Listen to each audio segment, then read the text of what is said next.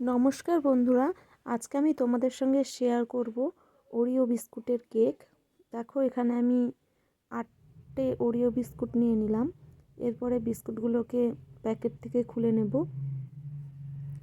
খুলে নিয়ে বিস্কুটের ভিতরে যে ক্রিমটা থাকে, বিস্কুট থেকে ক্রিমটা আলাদা করব।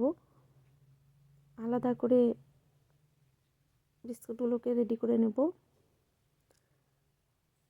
সামনে বড়দিন 25শে ডিসেম্বর,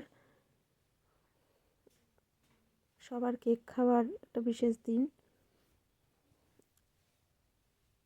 তাই সে উপলক্ষে কেকটা বানালাম আমার ছেলের আবদারে। সব বিস্কুটগুলোর মধ্যে দিয়ে এবার মিক্সচারে ডাস্ট করে নিলাম।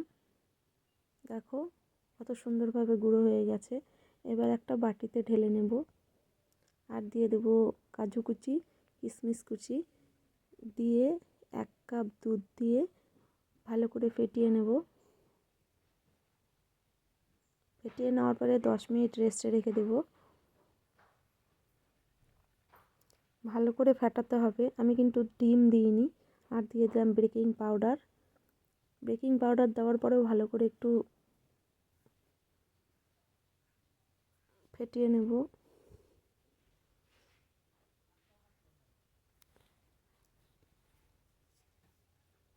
দেখো ভালো করে ফাটানো হয়ে গেল। এবার একটা কেকের বাটিতে কাগজ বসিয়ে দেব, দিয়ে উপর থেকে তেল ব্রাশ করে নেব। আমি খুব সিম্পলভাবে কেকটা বানাচ্ছি, খুব সামান্য উপকরণ দিয়ে। তেল ব্রাশ করে নেওয়ার পরে বাটিতে কেকটা দিয়ে দেব।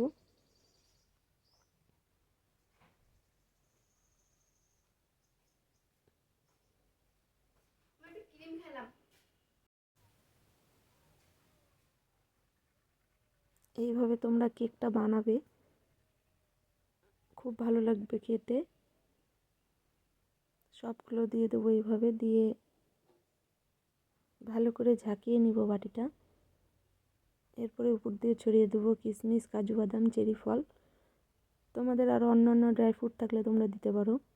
তারপরে ঢেকে দিলাম, দিয়ে কড়াই বসিয়ে দিলাম, স্ট্যান্ড বসিয়ে কেকের বাটি বসিয়ে দিয়ে ঢাকা দিয়ে দিলাম। এরপরে 1.5 ঘন্টা করে নেব। 1.5 ঘন্টা পর ঢাকা তুলে দেখে নেব কেকটা কতটা হয়ে গেছে।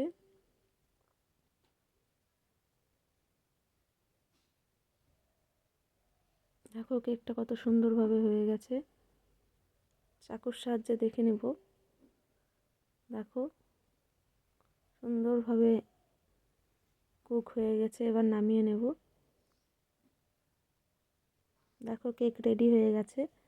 উপর দিয়ে চকলেট ছড়িয়ে দিলাম আর দিয়ে দিলাম মিল্ক। যদি ভালো লেগে থাকে অবশ্যই লাইক, কমেন্ট, শেয়ার করবে। আর যদি তোমরা নতুন হয়ে থাকো প্লিজ চ্যানেলটা সাবস্ক্রাইব করে দিয়ে আমার পাশে থাকবে। আজকের মতো এই পর্যন্ত।